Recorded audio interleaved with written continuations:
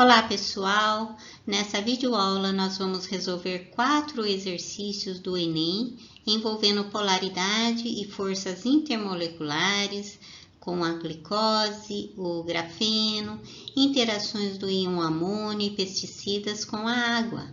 Vamos lá pessoal! Vamos ler o enunciado da primeira questão.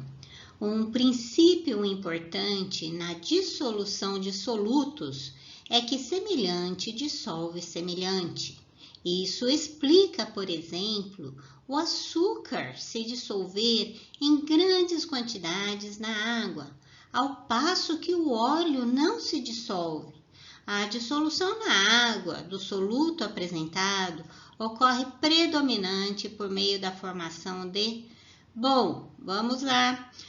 O soluto apresentado é a glicose. Podemos ver pela estrutura, fórmula estrutural que é apresentada aqui da glicose, eu tenho vários grupos OH nessa cadeia. O grupo OH forma um dipolo permanente, um dipolo muito intenso, né? Porque existe o oxigênio mais eletronegativo aqui, formando um dipolo permanente. Esse dipolo permanente será favorável à formação de pontes de hidrogênio. A água também é polar, tem um dipolo permanente também do tipo OH. Portanto, as forças intermoleculares são as mais intensas que existem do tipo pontes, ligações ou interações de hidrogênio. No caso, então, a resposta desse exercício é D.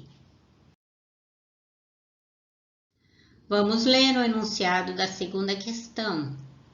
O grafeno é uma forma alotrópica do carbono, constituído por uma folha planar, arranjo bidimensional de átomos de carbono compactados e com espessura de apenas um átomo.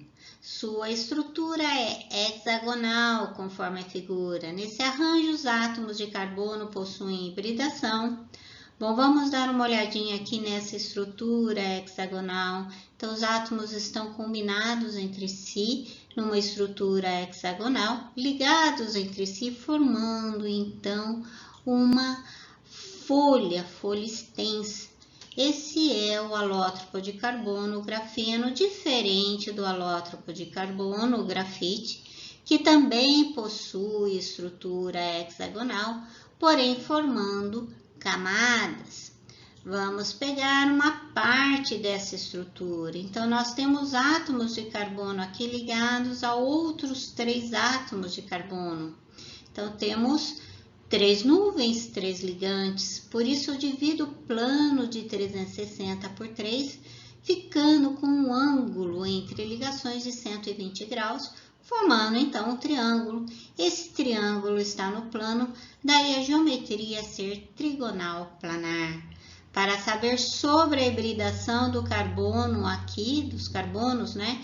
Eu preciso ter conhecimento da distribuição eletrônica de Linus Pauling. Aqui, o carbono está se ligando a outros 3 carbonos, portanto, uma dessas ligações tem que ser dupla, já que o carbono é tetravalente, forma 4 ligações covalentes. Quando o carbono forma ligações duplas, aqui uma dupla e 2 simples, o tipo de ligação é do tipo sp2, porque foi hibridizado um orbital s e 2p, formando então 3 orbitais hibridizados, né? E 3 ligações do tipo sp2, que são 3 ligações sigma. Ficou um orbital p puro, formando uma ligação covalente também, denominada ligação π, já que é uma ligação covalente lado a lado. Quando o carbono forma 4 ligações simples, o tipo de hibridação é sp3, 3 mais 1, 4, formando a geometria tetraédrica. Quando o carbono forma uma ligação simples e uma tripla ou 2 ligações duplas, o tipo de hibridação é sp com geometria linear. Portanto, a resposta desse exercício é B, né? A hibridação SP2 de geometria trigonal planar. Terceira questão. Partículas microscópicas existentes na atmosfera funcionam como núcleos de condensação de vapor de água que, sob condições adequadas de temperatura e pressão, propiciam a formação das nuvens e, consequentemente, das chuvas. No ar atmosférico, tais partículas são formadas pela reação de ácidos HX com uma base NH3 de forma natural ou antropogênica, dando origem a sais de amônio, de acordo com a equação química genérica, HX, na forma gasosa, mais amônio NH3, formando o íon amônio NH4X sólido.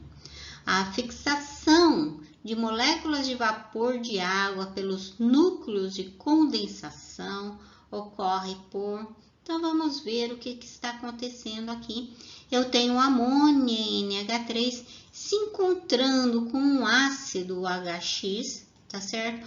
Ocorre a formação dos sais de amônio NH4X.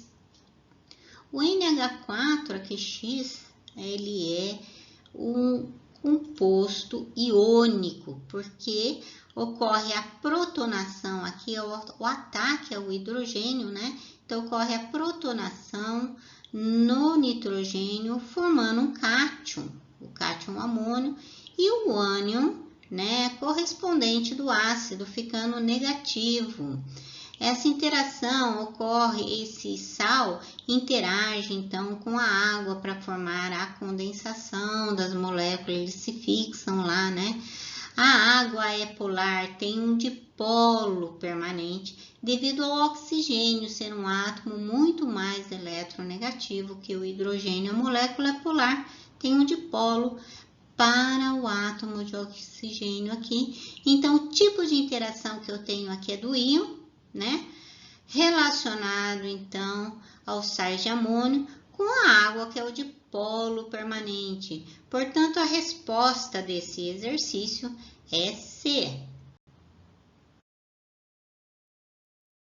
Quarta questão. Vamos ler o enunciado da quarta questão. Pesticidas são substâncias utilizadas para promover o controle de pragas. No entanto, após sua aplicação em ambientes abertos, alguns pesticidas organoclorados são arrastados pela água até lagos e rios e, ao passar pelas guelras dos peixes, podem difundir-se para seus tecidos lipídicos e lá se acumularem. A característica desses compostos, responsável pelo processo descrito no texto, é de... Bom, ele me falou em tecidos lipídicos. Lipídicos são tecidos gordurosos. As gorduras, como nós sabemos, são compostos que contêm na sua estrutura carbono e hidrogênio. Eu considero a eletronegatividade do carbono próxima do hidrogênio. Desta maneira, então, os lipídios, as gorduras, são compostos apolares, não tem polaridade, não forma dipolo, tudo bem? Ele me forneceu também que nesses tecidos lipídicos ocorre o acúmulo, né, dos compostos pesticidas organoclorados. Organo é porque esses compostos contêm uma cadeia carbônica. Clorados é porque contém cloro na sua estrutura. Eu não sei se essa cadeia é grande ou pequena, ele não me passou o tamanho. A informação que eu recebi é que esses compostos organos clorados, eles estão se acumulando nos lipídios. Para ele se acumular, ele tem que ter afinidade com os lipídios. Portanto, esses compostos organos clorados são também apolares ou possuem baixa polaridade. Entre as alternativas, então, a resposta aqui é A, é a baixa polaridade que está e fazendo as interações intermoleculares entre os compostos organofluorados e os lipídios.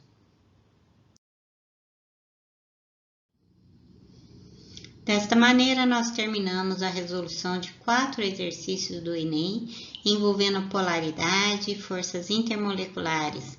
Agradeço a participação de todos. Até mais, pessoal!